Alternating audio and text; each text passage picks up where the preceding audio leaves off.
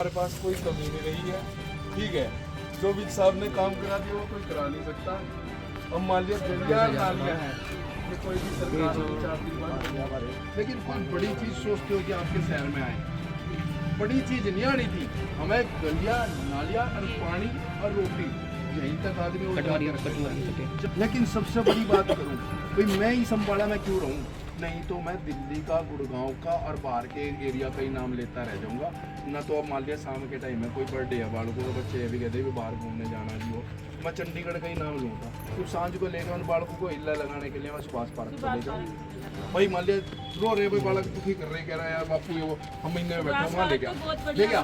उसके बाद में शहीद स्मारक बन गया।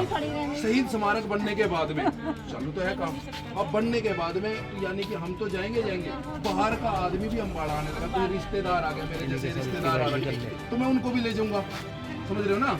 हमें सीधे सारे बैंक एक जगह आ गए और मोटा पैसा है।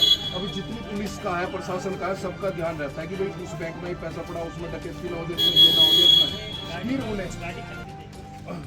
ऐसा है जी, जिस तरीके से सारे काम विज साहब ने कराए हैं यहाँ पर, तो उन कामों को देखते हुए अब जो चीज़ है कि यहाँ पे गलियाँ नालियाँ बड़े बड़े काम यहाँ पर सारे हो चुके हैं, विज साहब कराते जा रहे हैं। अब मैं ये चाहता हूँ कि भाई मैं सबसे जा कर के आह्वान कर रहे हैं कि भाई हम विज साहब के साथ में बड़े ज़ोर शोर से लगें इस चुनाव के अंदर, और हम हर एक से जा कर के अपील भी करें कि भाई विज साहब को ज़्यादा से ज़्यादा, और जो उनके काम हैं, जो उन्होंने काम कराए हैं उनके बारे में भी, और लोगों तक उनकी योजनाओं का भी पहुँचे और सब अपनी योजनाओं का लाभ भी लें।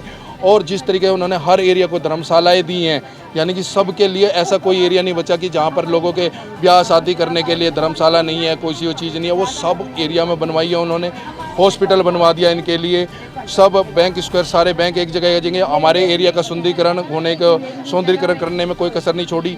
तो अब एरिया में जा कर के सबके लिए वो काम किया है। तो मैं अभी सभी अपनी माताओं के बीच में, माताओं से मिलने के लिए निकले थे कि सारे एरिया के अंदर की जा कर के कि भाई हमने बड़े ज़ोर शोर से विज साहब को जिताना है और विज साहब के लिए पूरा जोर लगाना है। क्योंकि जो भी आज तक राजनीतिक क्षेत्र रहे हैं, राजनीतिक लोग रहे हैं, उन्होंने आज तक इस अम्बाला की तरफ अनदेखी की है। यहाँ इस अम्बाला के लिए किसी के पास भी ऐसा, इतने राजनेता इस अम्बाला ने बनाए हैं, लेकिन किसी के पास ऐसा कुछ कहने को नहीं है कि जिसने कुछ कराया हो।